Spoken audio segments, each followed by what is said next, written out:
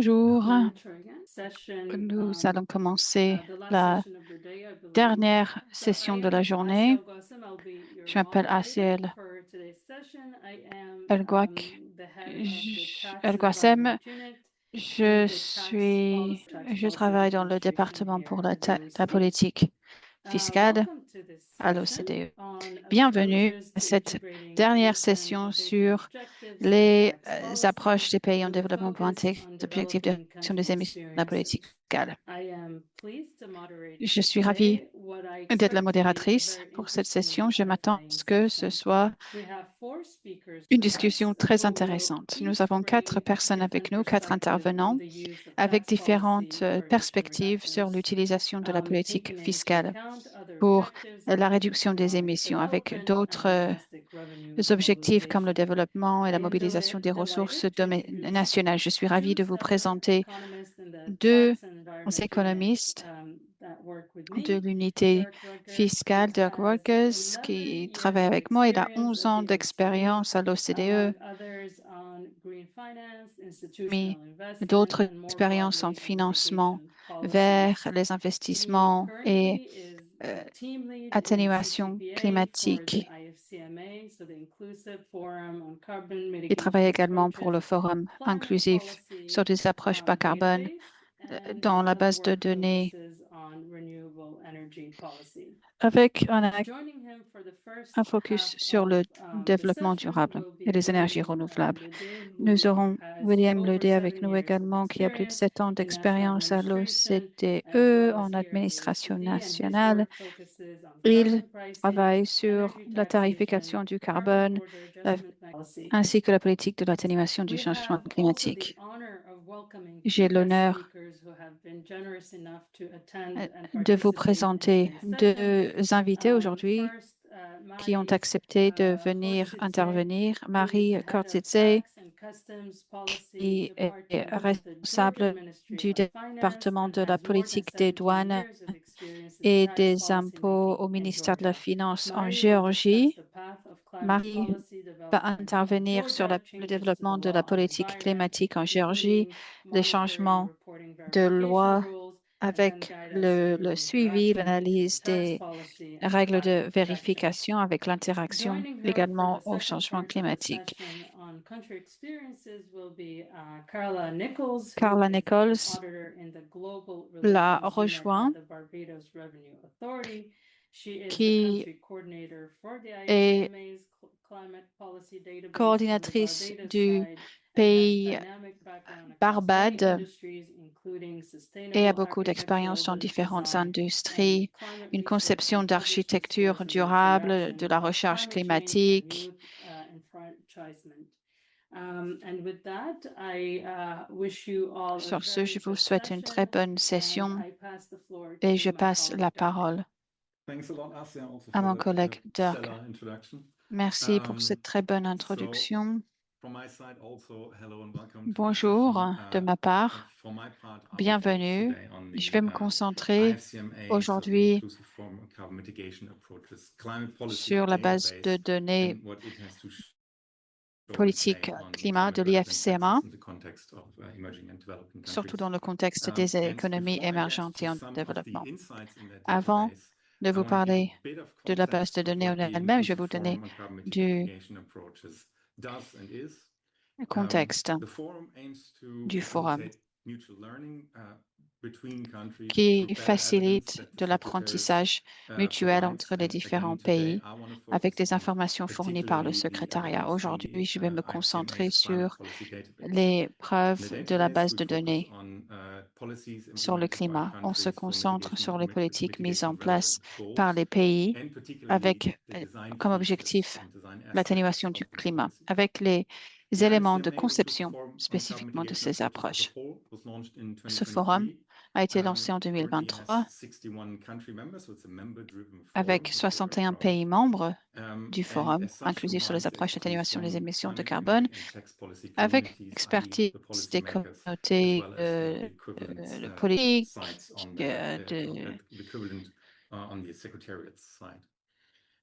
et So du again, côté du I'll focus secrétariat. here on the Je vais me concentrer surtout sur la base de données du forum. Nous l'avons publiée fin 2025 pour la première fois. Nous nous concentrons sur les instruments politiques, les outils utilisés par les décideurs politiques pour la réduction des émissions. Surtout la conception des politiques, les différentes caractéristiques des politiques. Il est important de voir un mélange des politiques plutôt que de voir un petit jeu de politique pour ainsi obtenir les bonnes données. L'édition de 2025 contient 43 types de politiques, par exemple. Des taxes sur les émissions ou les gaz à effet de serre. On prévoit d'ajouter 21 autres.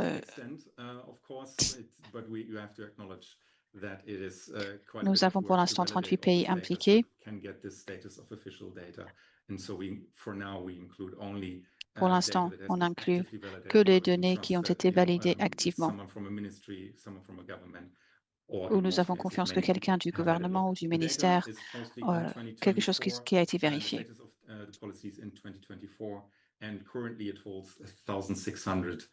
Nous avons actuellement 1600 instruments politiques individuels. Voilà la base de données que je vais vous expliquer. Très brièvement, je vous montre ce qui est inclus en matière de type. Nous reconnaissons ici qu'il est important de regarder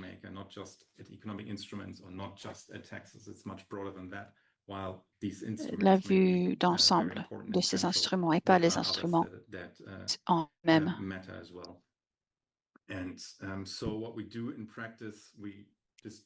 Dans la pratique, on inclut ces 5 catégories, tous distingués par les différents groupes d'instruments.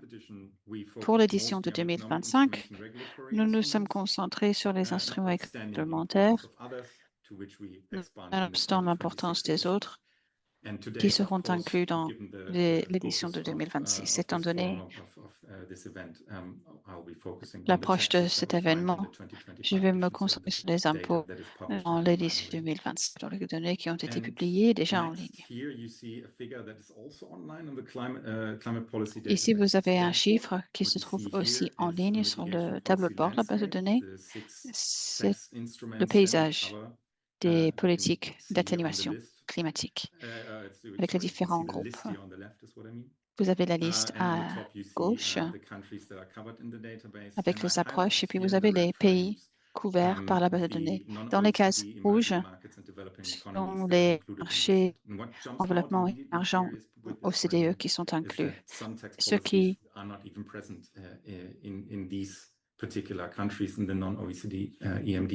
se démarque, c'est que certains déploient plus d'instruments que les pays de l'OCDE.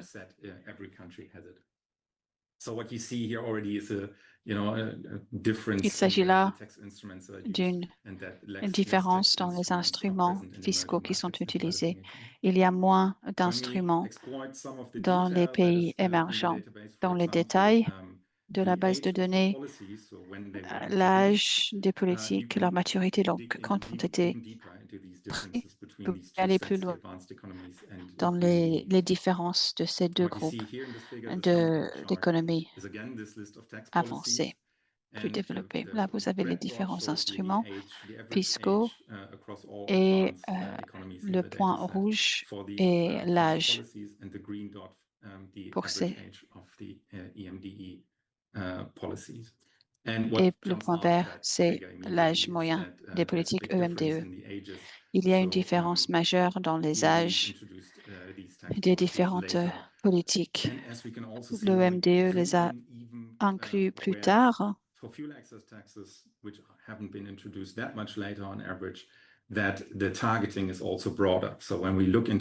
Avec des cibles plus larges également. Les cibles moyennes pour un certain type d'énergie. Donc, le montant moyen est beaucoup plus bas pour les pays EMDE comparé aux émergents comparé aux pays développés. Il y a moins de politiques fiscales qui sont moins raffinées, qui sont moins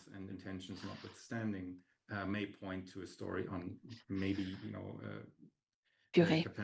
Administrative capacity or policy design capacity lack in these countries. And one more figure, Donc, il y a peut-être un manque de mise en œuvre des politiques dans ces pays-là. Un chiffre pour adosser ce point. Ici, vous avez la précision du ciblage pour, par exemple, les impôts sur les carburants, les droits d'assises carburant. To a policy target in the form of an energy type.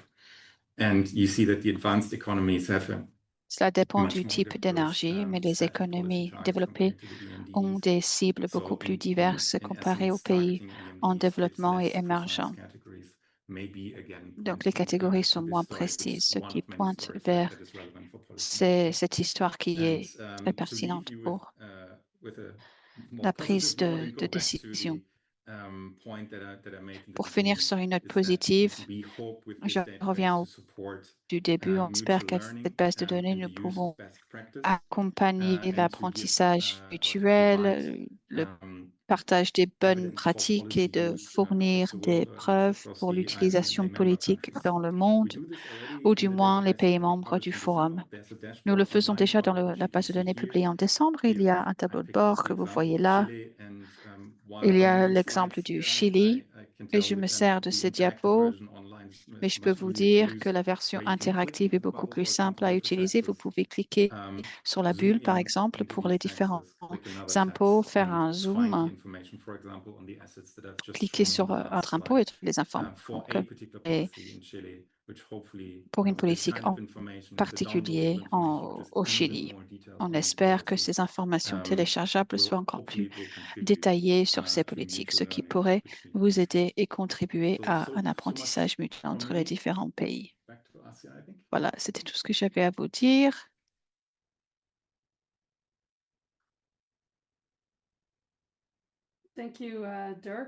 Merci, Dirk. C'est un produit de données qui est nouveau au sein de l'OCDE et nous allons continuer à l'épurer, mais les conclusions qu'on en tire déjà sont très importantes. Et pour informer les discussions sur les politiques et faciliter l'apprentissage mutuel, comme Dirk l'a déjà bien dit. Sur ce, je donne la parole à William pour sa présentation. C'est un autre produit donné de l'OCDE, donc la fiscalité de l'énergie et la tarification du carbone. Ainsi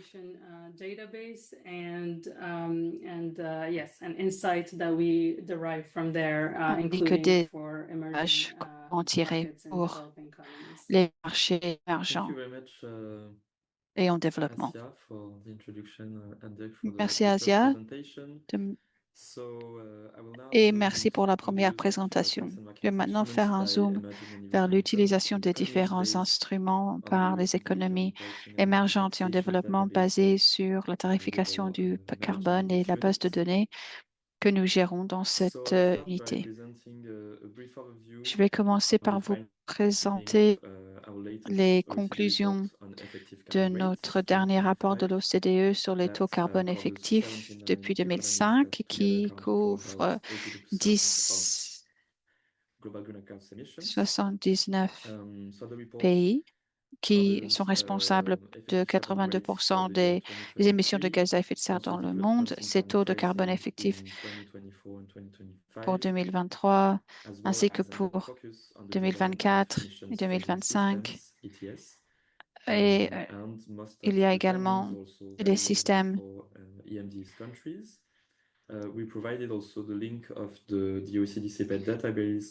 d'échange de quotas d'émissions.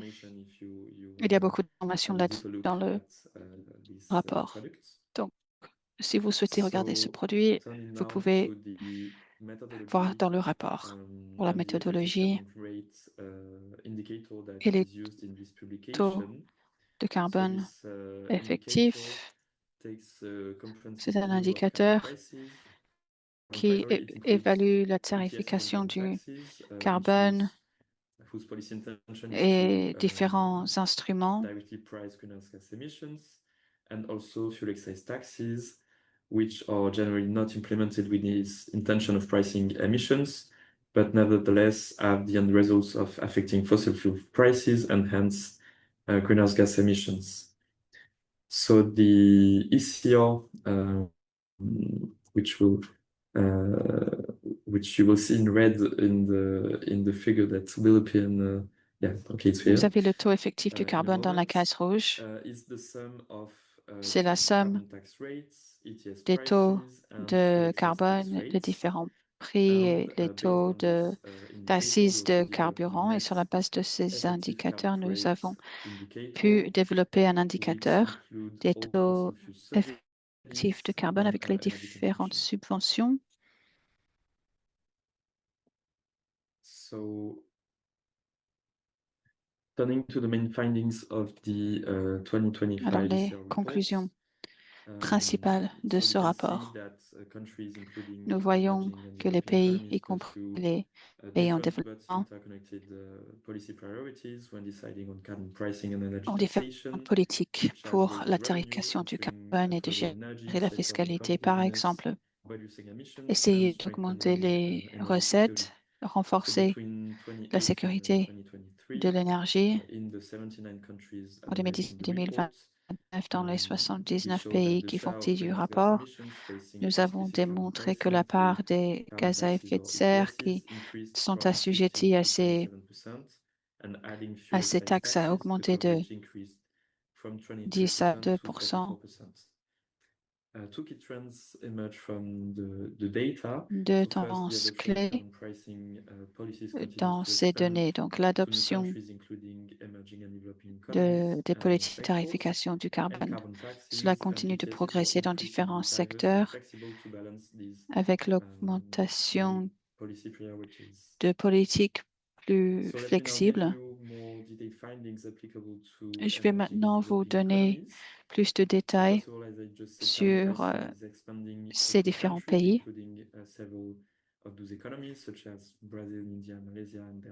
La tarification du carbone devient plus répandue dans différents pays,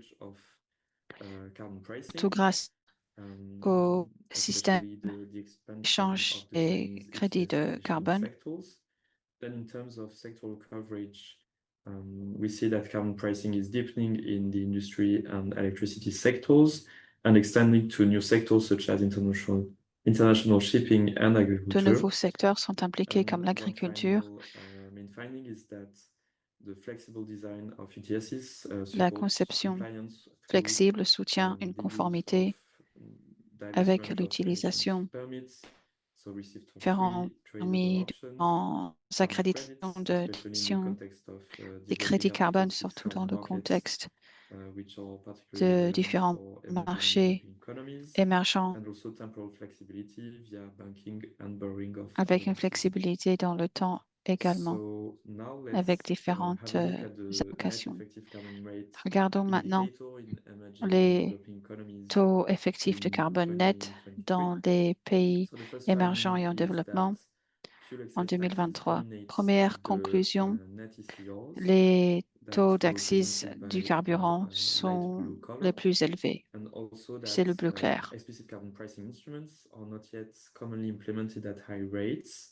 So it's the lack of dark blue color in the figure. Et en bleu foncé, vous avez le prix effectif du carbone. Let's now have a look at the net ECRs by energy products. which can give some insights into the Alors, les policy produits priorities énergétiques, pursued by countries and also pour expliquer les some specific priorités challenges dans to chaque emission pays, ainsi vehicles que certains faced by some défis countries. So auxquels first certains example, I pays would font like face. to focus on Premier exemple, LPG. As we can see, it le receives a large subsidy in EMDEs. GPL, So the main reason is that in emerging and developing economies, qui a reçu une LPG subvention, is car dans used les to économies provide cleaner and émergentes affordable et en energy to développement, low-income households. il s'agit d'une And énergie plus propre. this type of measures can greatly improve health and Ces mesures livelihoods peuvent through améliorer la indoor santé pollution et la reduction. subsistance, So we ainsi que de see this réduire trend la in pollution. many emerging and developing economies. Nous voyons donc The net cette ECR is énergie dans also slightly beaucoup negative for d'économies natural gas in émergentes et en EMDs, so which développement. can reflect the fact that this energy product is treated as a Ce transition produit fuel in énergétique many est un of these carburant countries. de transition dans beaucoup de pays. Then next, we can see that the net ECRs are near zero for the category other greenhouse gas emissions, which include Pour les methane. autres émissions de And gaz this à could effet de serre, reflect c'est presque à that zéro, ce this qui type comprend of le méthane. emission sources are often Ce qui diffused, refait ces sources fragmented and less regulated, so it could be the sont case moins in réglementés, ce qui emerging pourrait and être developing le cas dans economies, les économies émergentes et en développement, where firms and households may face où les more foyers financing, et les technical entreprises capacity, font data, face energy and governance constraints à that différentes make these contraintes opportunities qui harder to font identify qu'il y ait moins compared to d'opportunités pour cela other comparé regions.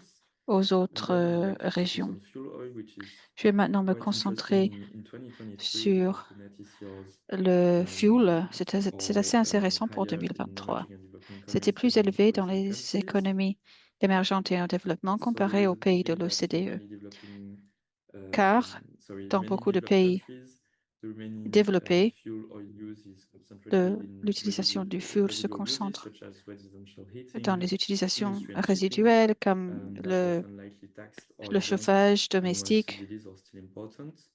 Les And subventions sont the toujours magnitude importantes. of the fossil fuel subsidies also illustrate the policy responses adopted following the 2022-2023 energy crisis.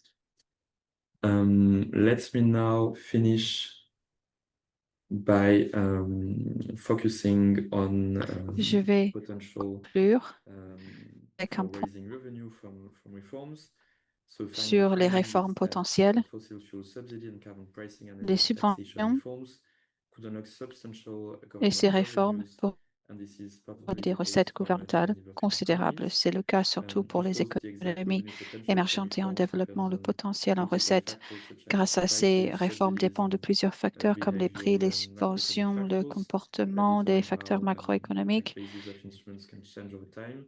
But this indicator is nevertheless Cet useful, indicateur est at least in the néanmoins short and medium term, utile to inform structural dans le reforms. court et moyen terme pour So, as informer you ces can see réformes on this structurelles. figure, Comme vous further voyez sur ces strengthening chiffres, electricity carbon pour pricing and renforcer phasing la out fossil fuel subsidies, tarification du carbone at et least reducing fossil fuel d'éliminer les subsidies, subventions could pour les raise carburants substantial fossiles pour revenues in emerging and developing lever des economies. fonds dans les pays So, émergents et en développement. only phasing out fossil fuel subsidies could increase revenue by 0.2% of GDP in those countries. 0,2% du PIB, par exemple, Pricing si on greenhouse enlève gas les emissions subventions at pour les 30 euro per ton carburants of CO2 could generate revenues fossiles, equivalent to 1.6% of en GDP utilisant plus de ressources naturelles et in pour emerging and developing augmenter le economies, which PIB dans is les pays émergents et en much développement, higher than in OECD's countries, beaucoup for instance, plus or que dans in les the EU. pays de l'OCDE Yeah. ou And with l'Union that, européenne, par I'd like exemple. to Sur ce, thank the j'aimerais donors remercier les on the bailleurs de site for fonds supporting this que vous portfolio. voyez à l'écran Thank you very pour avoir much. And I give soutenu the floor back to Esther. ce projet. Thank Merci you, beaucoup. Merci. William. Merci, William. Thank you, William, for this presentation. Merci, And William, pour cette we présentation. very much to the C'est un projet de OECD. Hélène à We l'OCDE. have been collecting this information for Nous well over recueillons ces a informations decade. depuis And what plus d'une we have, décennie and we have thus built a lot of et nous capacity in avons pu understanding how renforcer different nos countries capacités are pour shaping comprendre comment les their différents energy pays taxation, carbon façonnent leurs pricing measures. mesures de tarification du carbone et la fiscalité. Nous savons qu'il y a beaucoup de diversité, il y a différents choix qui reflètent les différentes circonstances des pays, avec leurs objectifs politiques également qu'ils essayent d'atteindre. C'est un produit que je vous encourage d'aller voir, de consulter, de l'explorer, de le découvrir, car cela pourrait vous donner d'informations non seulement sur ce qui se passe depuis quelques années dans cet environnement, mais également comment les différents pays façonnent leur politique, comment ils les encadrent, y compris pour des objectifs concernant la flexibilité, pour lever des fonds, pour prendre en compte la compétitivité, si cela est applicable également. Sur ce, la partie OCDE est terminée. Je vais me tourner maintenant vers nos invités, nos invités distingués. Marie, tout d'abord, qui va intervenir sur l'expérience de Géorgie, la mise en œuvre de cette politique climatique et leur travail et les changements depuis quelques années. Je suis ravie de vous revoir, Marie. Merci de participer à cette session et j'ai hâte de vous écouter. Merci, Asia. Bonjour, tout d'abord, chers participants. Good afternoon, dear participants, and truly it's my pleasure. C'est un honneur pour moi d'être là avec vous et de faire partie de ces journées de l'OCDE sur la fiscalité et le développement, surtout d'avoir été invité à cette session. Tout d'abord, permettez-moi de commencer par vous dire que tout le monde est d'accord pour dire que le changement climatique est une urgence mondiale qui traverse les frontières, qui nécessite une coopération internationale, des solutions coordonnées à tous les niveaux. Le gouvernement de la Géorgie participe activement dans les efforts internationaux pour répondre au changement climatique, et cela depuis des années. Il a signé l'accord de Paris sur le changement climatique, ainsi que la Convention cadre des Nations Unies sur le changement climatique. Le gouvernement de la Géorgie a adopté le 3e cycle des contributions déterminées au niveau national de la Géorgie. C'est un chemin très clair vers la réduction des émissions et le développement résistant au climat. Selon ces contributions déterminées au niveau national, le 3e cycle, la Géorgie s'engage pleinement à ces différents points. Une réduction de 47% des émissions de gaz à effet de serre net d'ici 2030, avec une approche de transition avec un focus sur les droits de l'homme, l'égalité des genres, augmenter la part des énergies renouvelables pour devenir un système net zéro, ainsi que des standards d'efficacité énergétique obligatoires pour les bâtiments et des réformes de l'administration. C'est un CDN très ambitieux pour la Géorgie. C'est pour cela que le gouvernement a adopté un plan stratégique avec l'aide de bailleurs de fonds. Il s'agit de la stratégie contre le changement climatique 2030 avec des objectifs ciblés et des actions détaillées. Ce plan d'action et la stratégie identifient des actions spécifiques pour réduire les gaz à effet de serre tout en soutenant le développement de l'économie et l'infrastructure de la Géorgie en faisant du pays un pays qui suit les obligations et les ambitions internationales pour la lutte contre le changement climatique. C'est une vision et un plan d'action pour la mise en œuvre de mesures d'atténuation en lien avec les CDN de la Géorgie. Comme vous pouvez le voir ici, à partir de cette stratégie de 2030, en utilisant les données de 2015 pour des indicateurs sur les gaz à effet de serre qui concernent principalement les secteurs de l'énergie, la transmission, le transport, les bâtiments, l'industrie, l'agriculture, la gestion des déchets et le travail forestier. Le ministère de la Protection de l'Environnement et de l'Agriculture de la Géorgie est responsable de la création et la mise en œuvre des politiques climatiques nationales. Elle est également chargée du développement de mécanismes de tarification du carbone. Comme je l'ai dit, c'est donc le ministère de la Protection de l'Environnement, mais le ministère des Finances est également engagé dans ces processus en soutien. Je représente le ministère des Finances et dans mes diapos suivantes, je vous parlerai de la manière dont nous soutenons et accompagnons ces politiques.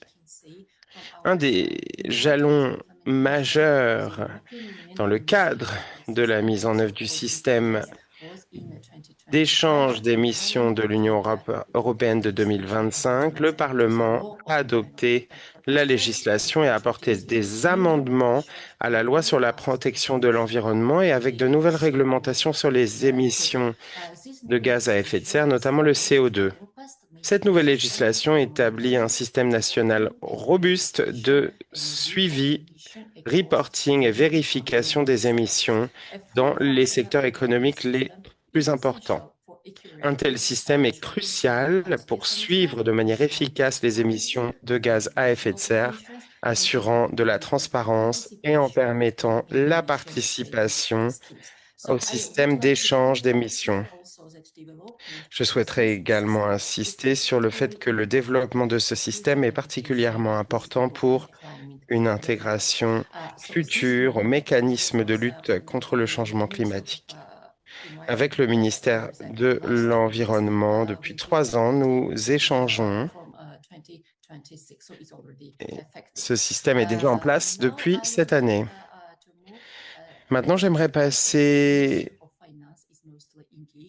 au travail du ministère des Finances dans ces processus.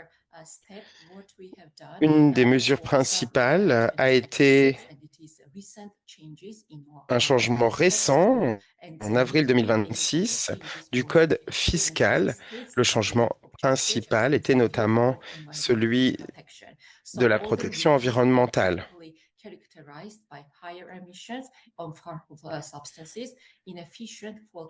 Nous avons travaillé à l'efficacité énergétique avec des spécifications techniques pour faire baisser la pollution de l'air.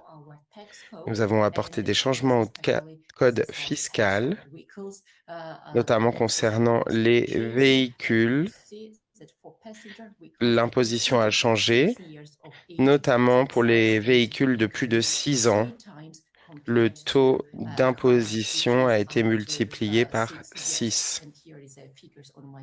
Voici les chiffres à l'écran.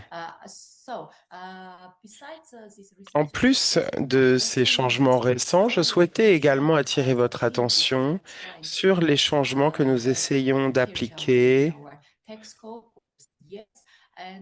et avons appliqué au code fiscal depuis quelques années, notamment celui des impôts et des taxes sur les véhicules. Dans certains cas, il a été augmenté. Et toutes les informations sont à l'écran. Cela est également en lien avec les taxes sur le fioul.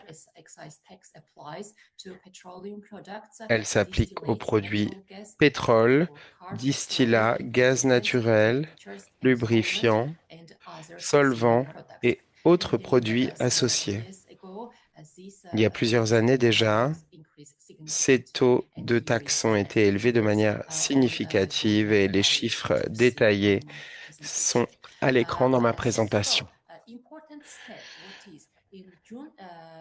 En juin 2014, la Géorgie est devenue un membre associé de l'UE Et nous avons donc évalué notre code fiscal pour l'harmoniser avec les directives de l'Union européenne. Mais récemment, celle sur l'énergie et l'imposition de l'énergie n'est pas encore appliquée. L'objectif est donc de le faire pour mettre en œuvre cette nouvelle directive afin de transposer cette directive dans la législation géorgienne afin d'harmoniser le système fiscal avec les normes européennes pour contribuer au renforcement de la responsabilité environnementale. Je souhaitais également dire que la législation en vigueur actuellement indique qu'il y a des taxes sur ces produits. C'est déjà le cas et donc nous appliquons la directive de manière précautionneuse et nous allons simplement étendre la liste des produits qui n'étaient pas taxés ou pour lesquels il y avait un allègement fiscal. Ce changement aura donc un impact sur l'imposition des sources d'énergie, notamment le pétrole utilisé pour l'électricité, mais aussi le charbon. Avant de conclure ma présentation, je souhaitais conclure sur une note positive et j'ai fait un extrait de notre rapport sur le développement et le climat. Selon ce rapport, la Géorgie est bien positionnée pour atteindre la neutralité carbone d'ici à 2050 grâce à des émissions relativement basses par habitant, un secteur de l'électricité hautement décarboné, une utilisation des terres assez négative et des politiques ambitieuses. C'est un défi, mais nous pourrons atteindre nos objectifs ensemble en collaboration. Merci. Merci beaucoup pour cette présentation très complète qui a bien montré comment les gouvernements peuvent travailler à réduire leurs émissions par différents moyens. Et cela montre également que la Géorgie établit les infrastructures et le cadre juridique et des lignes directrices afin de mesurer les émissions. Il s'agit d'une contribution importante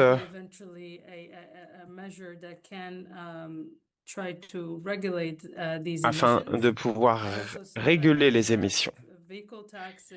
Je vois que vous avez également des taxes sur les véhicules qui sont plus strictes désormais, mais également sur les carburants. Il s'agit d'un projet au long cours puisque les réductions d'émissions se font souvent sur le long terme et souvent on observe que on commence lentement et ensuite on devient de plus en plus ambitieux.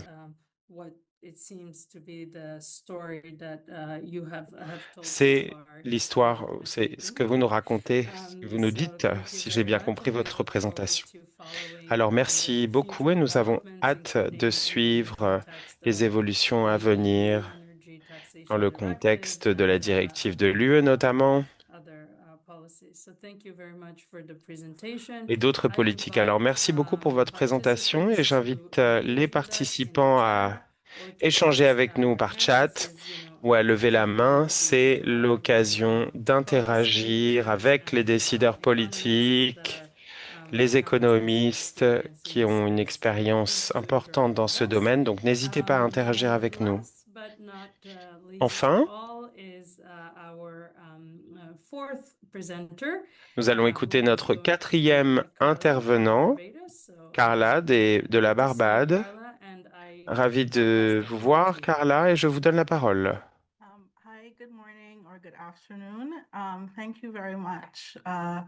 Bonjour ou bonsoir. Merci beaucoup d'avoir invité la Barbade à présenter Aujourd'hui, je vais vous parler de l'approche fiscale pour la réduction des émissions et notamment sur la mobilité électrique pour passer de véhicules à combustion à des véhicules électriques. Tout d'abord, je voudrais vous présenter le contexte et vous dire que nous avons des objectifs ambitieux, à savoir la neutralité carbone d'ici à 2050. Nous avons décidé d'adopter une stratégie basée sur les impacts. Les secteurs principaux d'émissions sont ceux du transport et de la génération d'électricité. Même si je vais me concentrer sur la mobilité, ces deux secteurs sont liés. Les véhicules à combustion,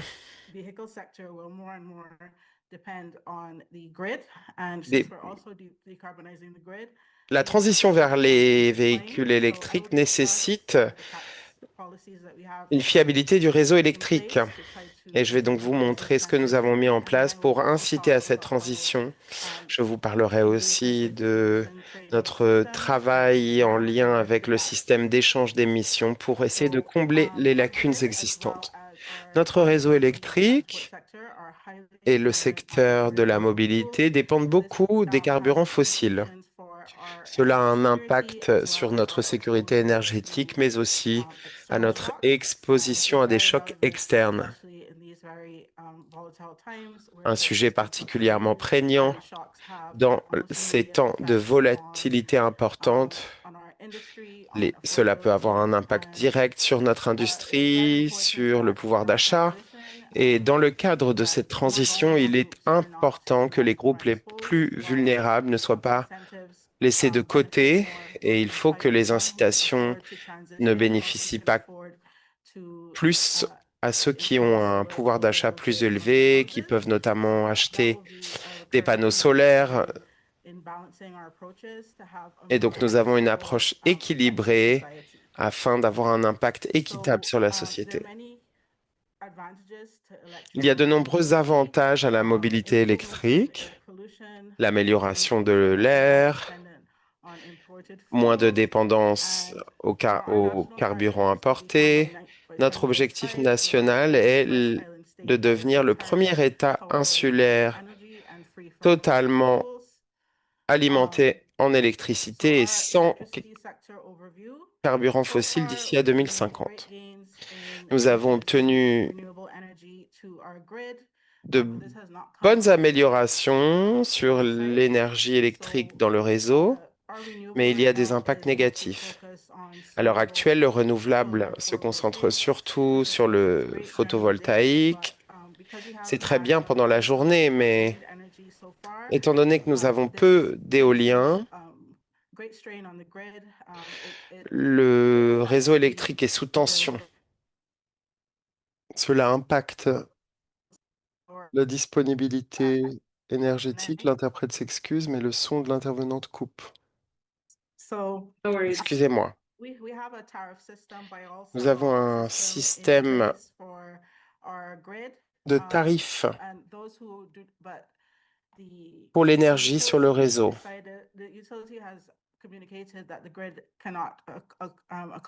Mais le réseau ne peut plus accueillir plus d'énergie solaire. Beaucoup de gens ont décidé de ne plus utiliser le réseau électrique. Le coût de mise à jour des systèmes peut être très élevé. Et donc, les clients ne reçoivent pas nécessairement d'avantages dans ce transfert vers le solaire. Les adoptants précoces obtiennent des avantages puisqu'ils sont payés pour l'excès d'énergie générée, mais ceux qui ne peuvent pas se permettre d'avoir du solaire ont un coût d'énergie plus élevé à cause de l'adoption du solaire. De plus, le solaire est généré plus loin de la demande. Cela augmente le coût compte tenu de la distance entre le lieu de génération et celui de l'utilisation. Notre réseau électrique est assez stable à la Barbade. Il y a de nombreuses incitations fiscales en place, notamment celles pour l'achat d'équipements efficaces en énergie, les systèmes renouvelables, les équipements et machines de conservation de l'énergie, l'éclairage LED, les bâtiments utilisant le renouvelable, les produits meilleurs pour l'environnement, les exemptions de taxes pour les entreprises, des déductions pour les intérêts sur les prêts pour du renouvelable, mais aussi des formations des équipes en matière de recherche et développement pour les secteurs industriels, des dividendes pour l'électricité verte générée et des intérêts pour les intermédiaires financiers. Il existe donc de nombreuses incitations fiscales, mais il y a encore des lacunes. Lorsque le coût de mise à jour du réseau est exorbitant.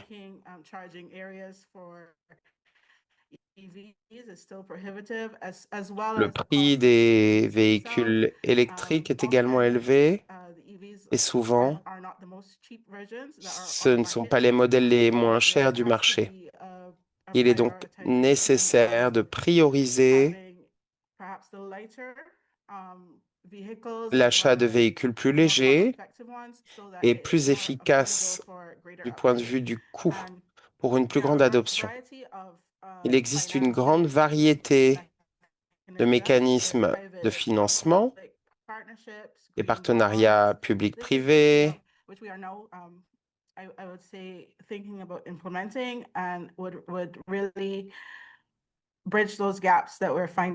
l'objectif étant de combler ces lacunes.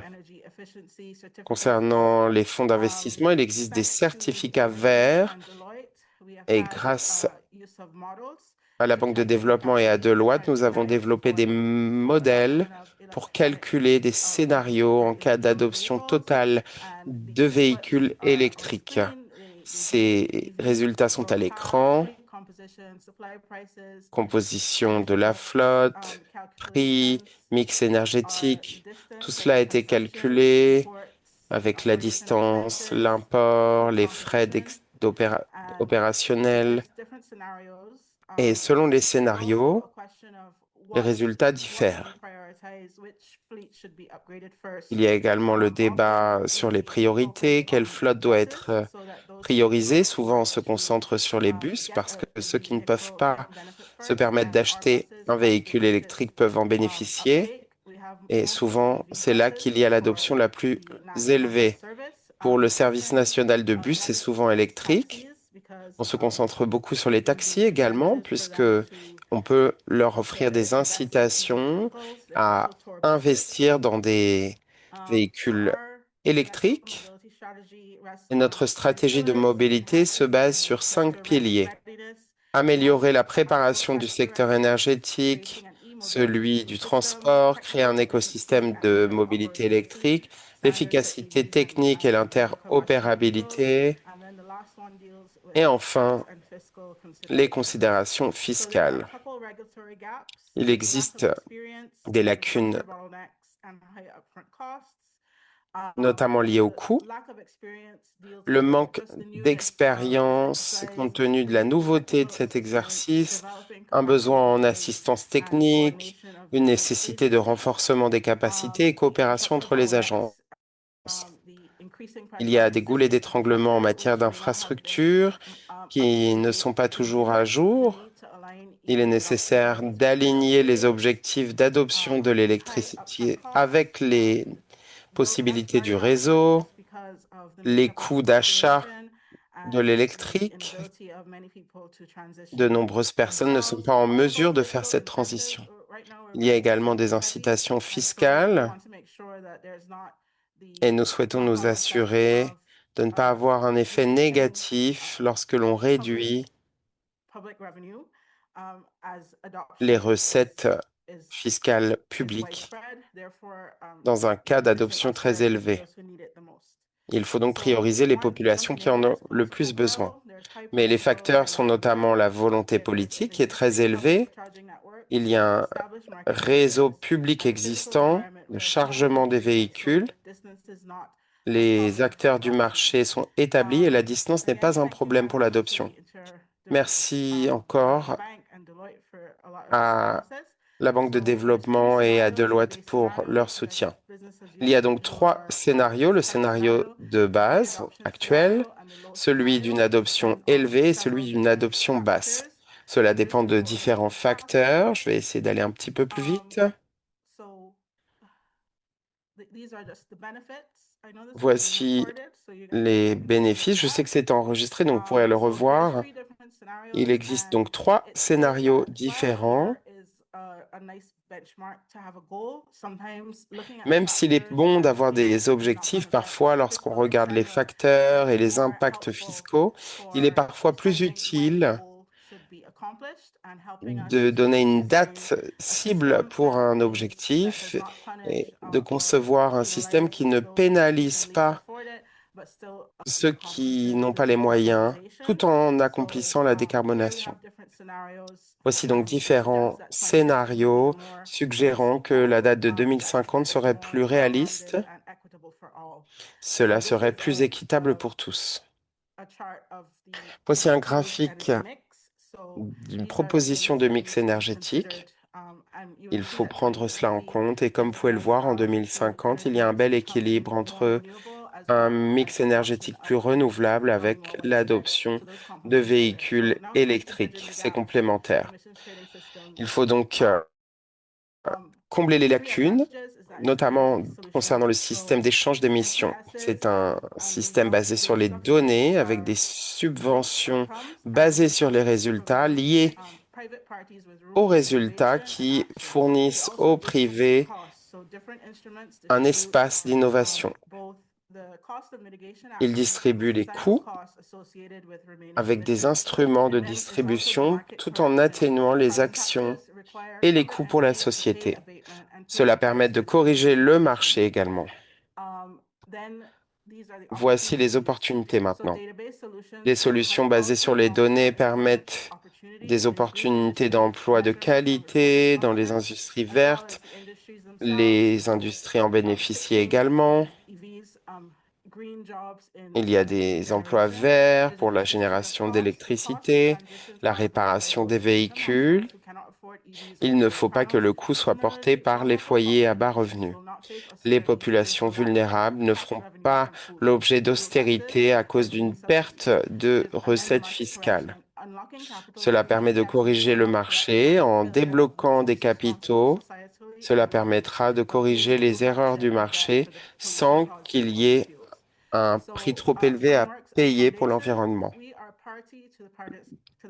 Nous faisons partie de l'accord de Paris et à partir de 2025, nous sommes devenus membres officiels de l'IFCMA. Nous faisons partie du groupe d'assistance technique des groupes des Amériques sur le carbone et les partenariats sont cruciaux, notamment avec la Banque de développement, celle des Caraïbes, les Nations Unies, la CNUCC, CARICOM. Alors, que manque-t-il? Malheureusement, le son de l'intervenante a coupé. J'ai presque terminé.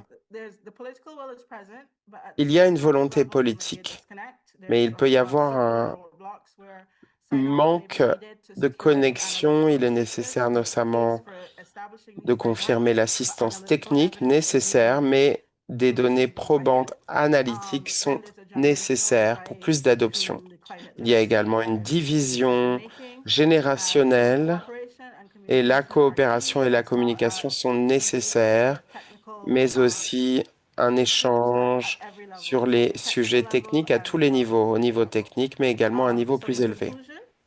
Pour conclure, la décarbonation du secteur du transport est une tâche complexe nécessitant beaucoup d'attention, de ressources et de temps. Le développement des infrastructures est essentiel, mais pour décarboner le transport routier, c'est un sujet nécessaire pour la prospérité et le bien-être. Même si le chemin est complexe et exigeant, les avantages à long terme qui en viendront justifient cet engagement. Merci beaucoup, Carla. C'est une présentation assez complète et elle montre bien que concernant la Barbade, il y a plusieurs objectifs politiques, notamment la sécurité énergétique, le fait que cela reste abordable. Ce sont des défis à surmonter dans la décarbonation avec différentes approches politiques, pas seulement à travers des incitations fiscales ou de droits douaniers, mais également avec des politiques complémentaires telles que les bons verts et les instruments financiers permettant d'attirer des investissements et de soutenir la transition énergétique, mais aussi la transition vers une mobilité électrique. Cette expérience nous montre également que la politique fiscale peut être un instrument efficace, mais existe dans un cadre plus large d'outils politiques que les gouvernements peuvent utiliser. Et l'expérience de la Barbade est très intéressante dans ce domaine. Malheureusement, nous arrivons à la fin de cette session. J'aimerais remercier les intervenants, Dirk, William et nos invités d'avoir pris le temps de partager leurs histoires avec nous.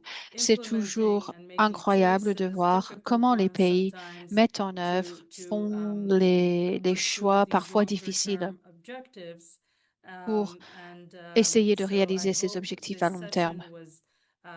J'espère que cette session était utile pour vous et j'espère vous revoir, Carla et Marie, dans d'autres contextes également. Je vous souhaite vraiment le meilleur. Merci aux participants également d'être restés avec nous et on se verra la prochaine fois. Merci. Bonne